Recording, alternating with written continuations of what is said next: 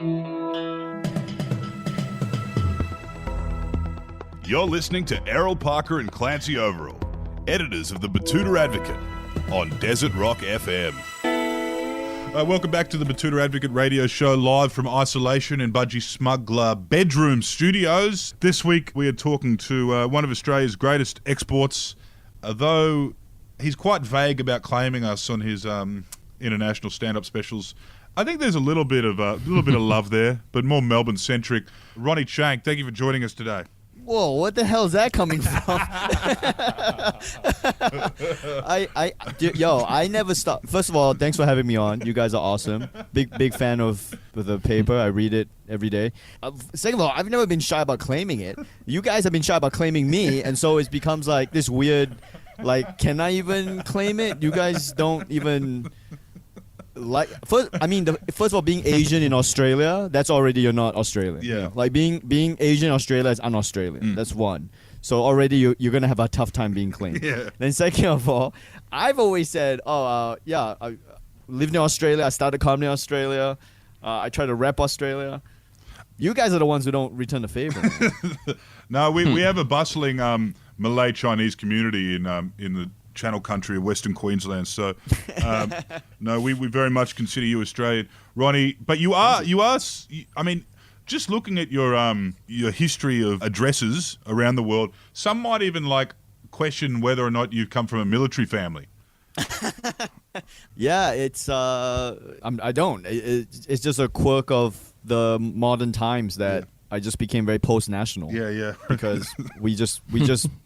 My family just traveled around, legitimately lived and worked in several places. You know, if you grow up in Malaysia, it's a very multicultural country, and it's connected to Singapore the same way, like, it's like connected by like the Sydney Harbour Bridge. Yeah, right. Singapore and Malaysia is basically, and I stayed in Johor Bahru, which is the border town. And I would wake up in Malaysia, and then I would go to school in Singapore. I wake up at 4 a.m., take the bus, go to school in Singapore, come back home around 8 p.m. So I was literally going between two countries. So that's why, like, when people don't understand, like, why do you claim both countries? First of all, most people don't even know that those are two separate countries. And then when they do know, they're like, why are you claiming two countries? But it's like, you don't understand. If you come from Johor Bahru, man, Singapore and Johor Bahru, we're like cousins, you know, we're cousin countries. So that's why. So you wouldn't have to take your passport to school, would you? No, I did. When I started, it was, they had a special card for students, but you still had to take your passport. Yeah, you didn't have to take your passport out, but you had to have it on you. But I think they stopped that card. There was a special card you could use to get in and out, just for students. Yeah. Common sense has prevailed, it seems. From there, you were obviously a bit of time in Manchester, USA. Yes. And I guess your more formative years, teenage years in Melbourne. In Singapore. I only came to Melbourne for university. Okay, rightio. So I came when I was 18 years old. I came to Australia for university. And what game were you in then? Were you heading in towards that, or what were you studying? Oh, studying law. Doing law commerce at University of Melbourne. Oh, so you good old law com. You basically followed the Charlie Pickering model. Yeah. McAuliffe, Charlie Pickering, Andrew O'Keefe, even. Sure, it was such a bargain. 2 degrees at the same time. Who the hell wouldn't do that? I mean, it's such an attractive proposition. So, are you still licensed to practice law in the state of Victoria? Steve Vizard as well. Oh yeah. Another great lawyer. Steve Vizard. I am called to the bar in the state of Victoria. Yes. Really? Well, that's good to know in case we ever get caught for any white collar crime. Was it? Or in Victoria? What's it called? Defamation. Which isn't out of the realm of possibility. Defamation, definitely. If Cardinal Pell wins this High Court appeal, we are going to spend a lot of time in court in Victoria. Oh, he's coming after. First thing on his list after the kids is you. The only assets I have in this world is a 2002 AU2 Ford Falcon. Ooh, it's an off-white colour. It's got 194,000 Ks on it, and Cardinal Pell is more than welcome to take that from my cold dead hands, as ordered by the Court of Victoria. Have you guys actually had any legal trouble with the paper? Yeah. Yes. We have. We tend to ignore it. If we get a cease and desist, we just ignore it. occasionally, I mean, we do run stuff by lawyers, but if we can get, if just in our heart we feel like it's like there's no bite with this bark, we'll occasionally publish a cease and desist, and then they usually back off. I think that a lot of people, that they realise that the juice isn't worth the squeeze because they know that we don't have any money or any assets. Right. So if they take us to court and they win, they're just going to have to pay all of their lawyers, and we're just going to have to declare our bankruptcy and change our that'll names. be that.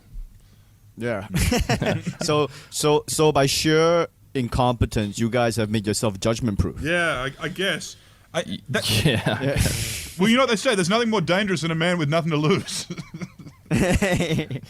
But by being unable to successfully monetize the paper, you guys have made yourself essentially judgment proof. Yeah, that's awesome. That's basically how it goes. I mean, and it's an interesting time that we're in. Obviously, you must have been very frustrated when you started hitting your straps as a comedian.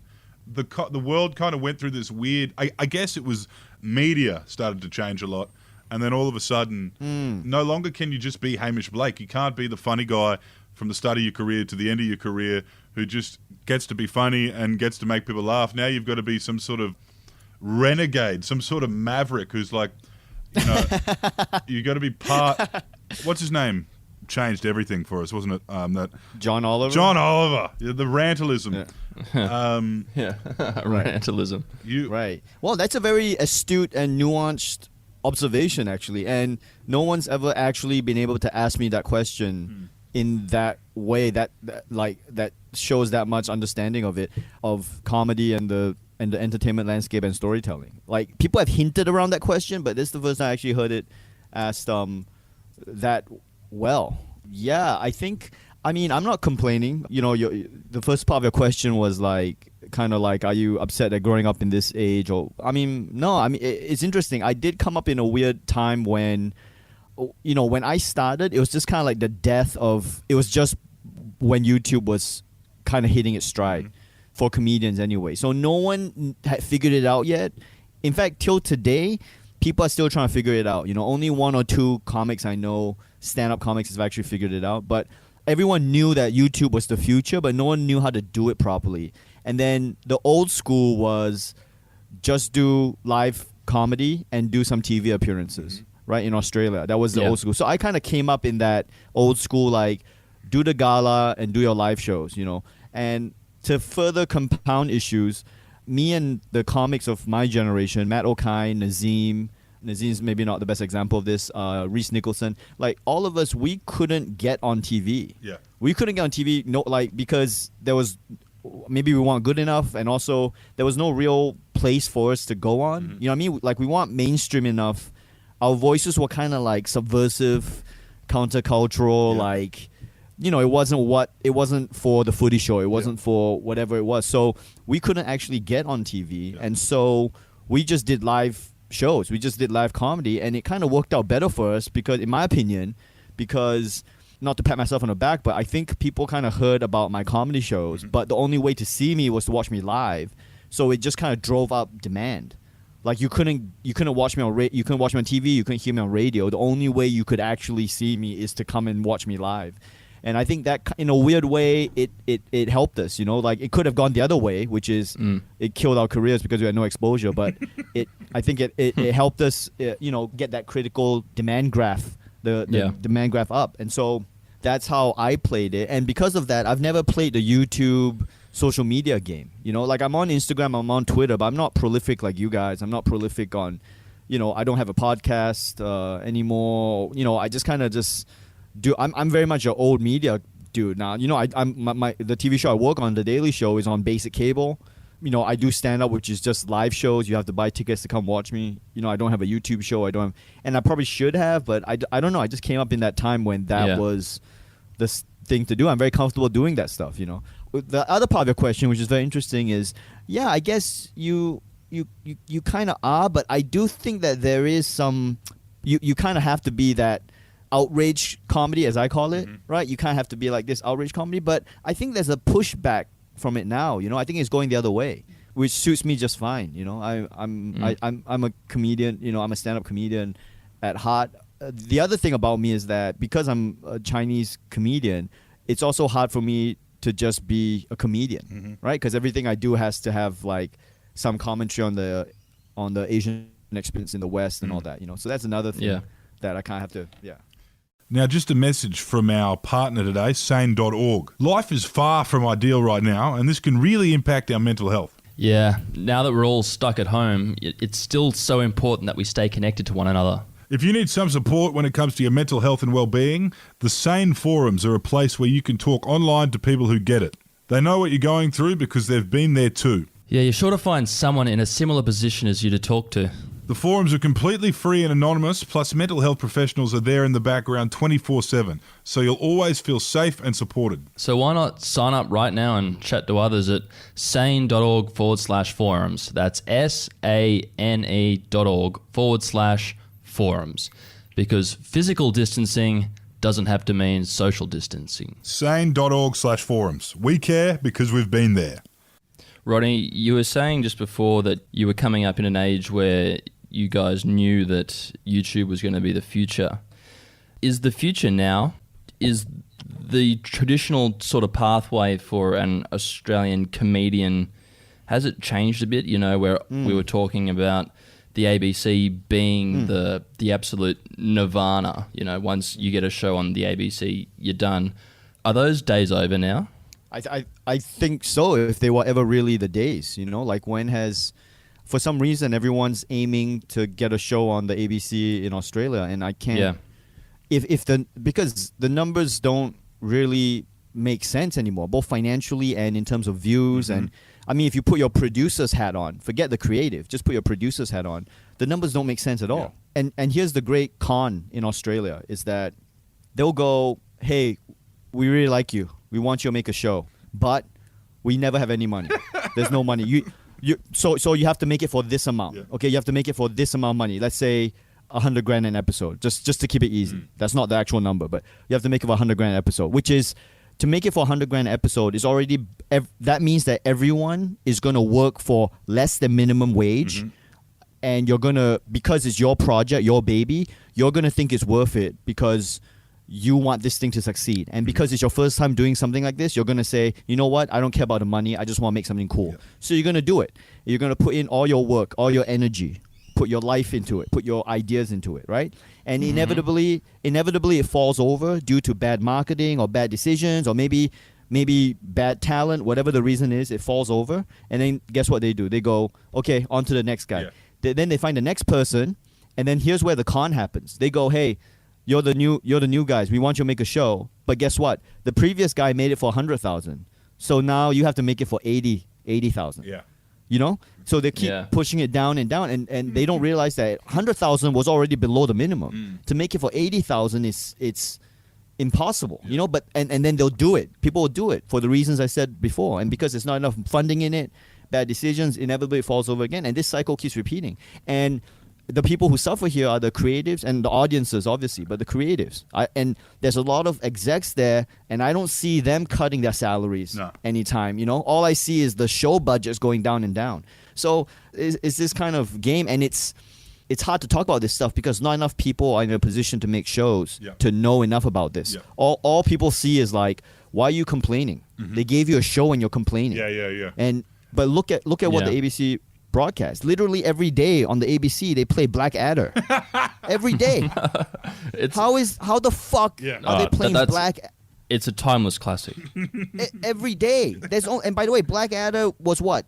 8 episodes a season? 4 seasons? 24 episodes every day. I know. For 20 years. And they found a way to play Blackadder. And Led Zeppelin had to fund that program. Yeah, it's crazy. And so my point is that these are the people we're dealing with. We're dealing with people who play Blackadder every day and audiences who want to watch Blackadder every day. Yeah, well, so you're playing even that is questionable too, because you don't know what the audiences want to watch until they latch onto something. And a perfect example is Kath and Kim. That was said. I think how many people said no to that? Exactly. That show was bumped time and time again until the girls were just like, no, back us here, and they got lucky. Yeah. Seinfeld. Yeah.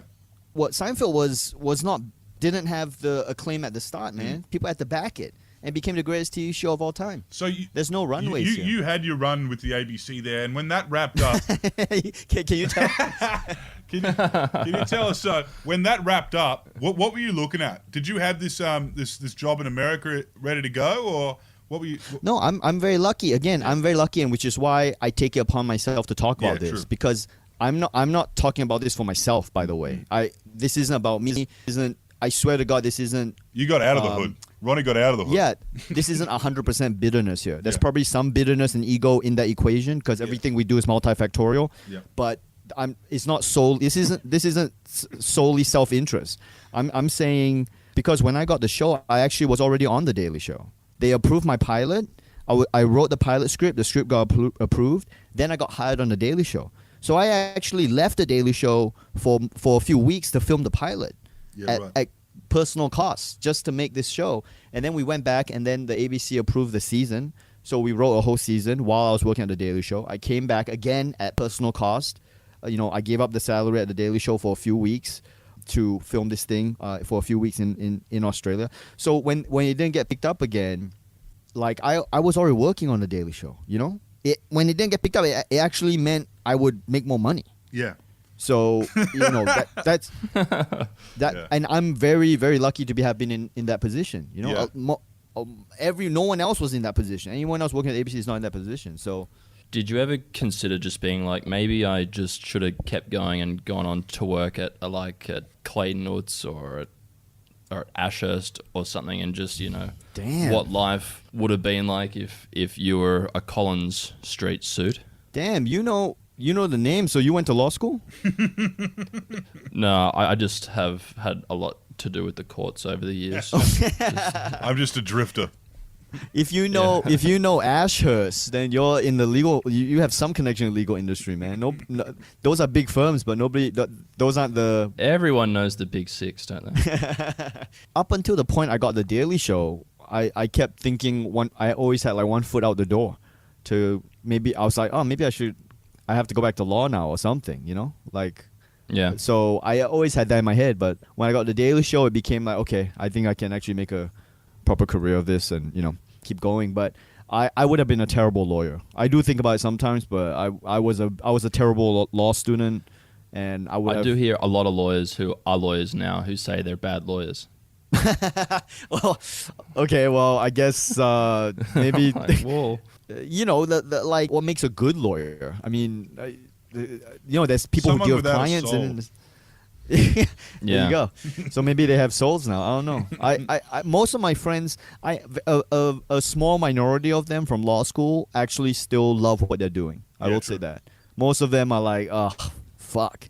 Slowly preparing themselves for liberal pre-selection in an outer metropolitan seat. Basically, yeah. I know one of them actually did. Yeah, one of them is a libertarian. One of them is a libertarian, not quite a liberal, but a libertarian leader. So there you go. Now, can you tell us a little bit, Ronnie, in these uncertain times we're in, isn't it? It's been interesting to see like all of that clutter that usually takes up a lot of energy in the media cycle and in comedy is just disappearing. Yeah, good point. But it is interesting watching some people that would usually have quite a platform and quite a voice have just disappeared in the last month. I mean, I think it's a pandemic. It's an unprecedented global pandemic. So I think if nothing else, if not creatively, I think just logistical workflows have been affected. Yeah. I mean, the Daily Show workflow is complete. We can't go to the studio. Yeah. They took a week, which I think is a huge, quick turnaround, to figure out how we can do this show from our own homes. And we figured it out. So we're actually doing segments from our homes, recording with Trevor. Trevor's doing it from his house. We're all like in scramble, emergency backup mode. So I think maybe just logistically people are affected by it. I think also it's hard to complain about whatever the hell issue is happening in your life when we have a global pandemic that is if not affecting many people, it's definitely in the news cycle. It's dominating the news cycle, so it's hard to talk about anything else, right? But I agree that it is interesting seeing everything at what used to the usual noise kind of quiet and slow down, being replaced with a different type of noise, which is Instagram Live and whatever the hell else is people doing quarantine shows and podcasts or whatever the hell people are trying to figure out, you know. There's not many people writing 1,500-word op-eds on subconscious gaslighting right now. There's, it's more about, hey, wash your hands. Although arguably that might even be more useful now, that gaslighting on the internet, because, you know, this Twitter has always been terrible. And in light of the coronavirus, I think it's definitely having a lot of the terribleness is having real world consequences, I think. Can you just run us through? You're currently in isolation in Australia. I'm not in enforced isolation. I'm self-enforced isolation. So I can still like go out for groceries and stuff. Yeah. Did you make the call to come back from New York? Oh no. So what happened was I was actually in Australia to make a film, and the production got shut down when shit hit the fan, and so I had a choice whether or not to return to New York, and I thought it'd be better to just wait it out here rather than try to travel and go back to New York. You know. Yeah, well, I suppose now I've spoken to a few people in the creative space, and they're feeling a bit concerned now that they've got all of this time. They might be forced to do something. Yeah. That they might be forced to actually create something. Yes. In terms of creating and writing, is this a good time? Is this what you do sort of normally? Like if you really had to nut out a script for a whole kind of show, would you put yourself in isolation and just nut it out? Yeah, I mean, in many ways, you can make what you want of any situation. I think in many ways, this is a really cool writer's retreat. I mean, it is for me. Mm-hmm. I'm away from home. I'm, I'm not meeting with anybody. I have a lot of time. All the business meetings have been put on hold. Yeah. So you can just kind of focus on the writing. So yeah, you can write something. And I think people should write things because we now live in a post-coronavirus world. And all our stories are all set in a pre-corona world, And so there's an element of relatability that is absent from a lot of these shows we watch on TV now. You're like, oh, that was what it was like before corona, Like these characters in this TV show don't even know that. You should throw on a 90s rom-com and just grieve about how people used to be able to hug each other and shit. Yeah, exactly. Yeah. There's, from a creative point of view, there are positives. If you have your health and you're hopefully financially okay, you kind of have a perfect excuse to hunker down and write some stuff and make some stuff or animate some stuff or whatever your thing is, Ronny, another big moment in your career, I mean, aside from The Daily Show and, of course, the Little Dum Dum Club podcast, was Crazy Rich Asians, which was obviously a bit groundbreaking. Can you tell us a little bit about that? Yeah, big fans of the character you played. I'm actually halfway through that now. The actual book. There's a lot in the book that isn't in the movie. The detail in the book is just insane, like how the author goes through like where each item of clothing is from and which part of Paris it was bought in and with which card. Yeah. It's just like, I think that's also a really nice insight. Yeah, I think that's one of the appeals of the story in the book was that it was very detailed and accurate. I don't remember reading a book where there were so many footnotes. And I know. Yeah, so many footnotes referring to explaining the Singaporean local lingo and slang and food items, like that's why I was like, oh man, I can't believe this is a story that people in America got behind because it's so Singaporean. Yeah. It just speaks to how authentically written it was, I remember thinking, all of a sudden you pop up on screen and I said, surely there's a lot of Singaporean actors and American actors. Do you feel like, now looking at where everyone's gone with their careers from that movie, do you feel that is a weird thing? Or like the representation of Asian people in films is like kind of lacking a little bit in the fact that they had to literally grab you guys from all around the world? Yeah, absolutely. Yeah. And this is an incredibly difficult topic to talk about because there's a lot of different factors that come into it. I mean, one factor is that people point to the entertainment industry in Asia. Like, Asia has its own entertainment industry. So people are like, well, you have that. Why do you need this? Yeah. But people don't understand that, like, there's a lot of Australian Asians, a lot of American Asians who have nothing to do with Asia. Yeah. So this is kind of for them, Yeah. to see them in the Western world, in Western storytelling. Then the other element is that we say Asian, and we say Asian in the West partly as a simplification and partly because it creates a very powerful voting bloc that all of us can kind of band together as a community to... Very powerful. Very powerful community. But it fails to adequately describe the actual cultures present in that. When you say Asian, you're talking about, a vast number of Koreans, Japanese, for sure. Thai people, Burmese. Entire continent. Yeah. You've got Filipinos, you have Malaysians, you have Chinese people in Malaysia, you have Chinese people in Philippines, you have in China you have different dialects, Hokkien, Teochew, Cantonese. In Japan they have different regions. So and then you have the American versions of all these. You know what I mean? American, Chinese, Filipino. So the permutations are endless. Yeah. So all these different groups, by the way, have different cultures and agendas. Like not just Chinese Filipinos, American Chinese Filipinos and Chinese Filipinos have probably different cultures. So all these people, you band them together and then you try to give representation by putting Asians in a TV show, as secondary characters. Of course, you're not gonna hit authentic. You know what I mean? Yeah. I mean, once again, let's bring it back to my favorite topic, the ABC.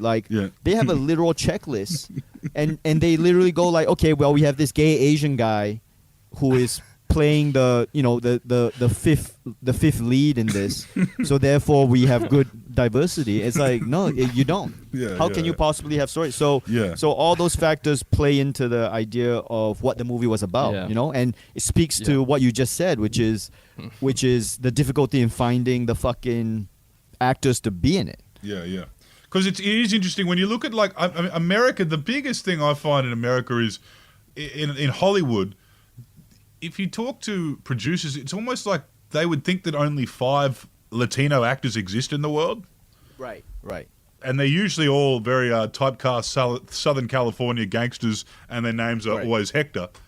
But it's that's got to be a whole different hurdle as well. To imagine Hollywood's now got to not only get past a man of Asian appearance, he sits in the passenger seat of the cop car for this scene. It's now how are we going to include the LA Koreatown population? Yeah, exactly. And I mean, I think that's changing a bit. I think what part of the reason why is because the younger generation is coming in. The younger generation who understands that world better, and they grew up with people from diverse backgrounds, so they want to tell that story. I think that's happening. But at the same time, Ronnie, do you feel like you may have a massive Pan-Asian fan base following that Netflix special and Crazy Rich Asians? Yeah, I certainly hope so. I'm trying to make some money here. Yeah, I hope that.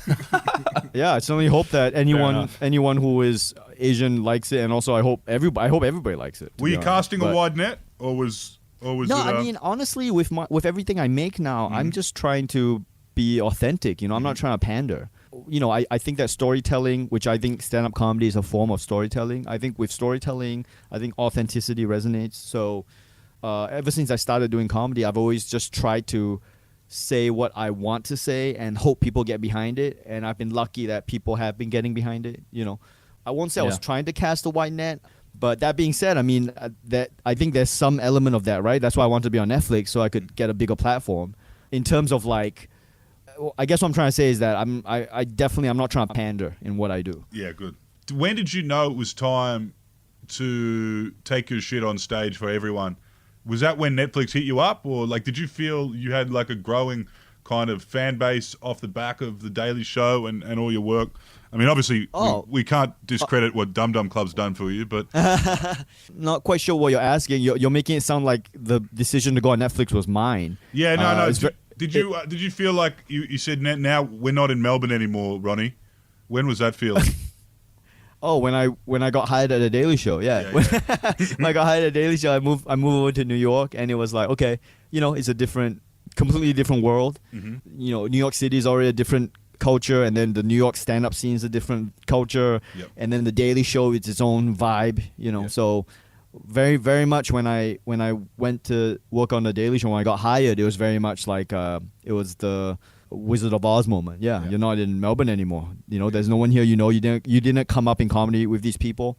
You've never worked in this environment before. You've never worked in an office before. Yeah. You've never had to run around New York City, you know, jumping on stage, trying to get stage time everywhere. So you said in your comedy special you could do 6 to 8 shows a night.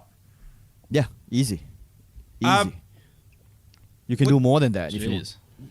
Really? Yeah, New York is the mecca. I mean, and I hope it continues to be so. You know, right now we're facing this thing is directly affecting live events. So, you know, I hope it comes back. But 6 to New York 8 has shows a had night. I mean, how big a shift would that be all up? Would that be 6 hours? What? How many? 5 hours throughout the evening? So each spot would be around 12 minutes, right? 15 or 10 to 15 minutes. You will run around, from I get off the Daily Show at 7:30, and then I immediately go to do shows. So you'll be gigging from 8 p.m. till, I don't know, maybe 1 a.m. Yeah, and then you go home. Yeah. That's a brutal life, Ronny. Jesus. Hey, man, it's the dream. You know, it's the dream. Yeah. It's the dream. It's the only time.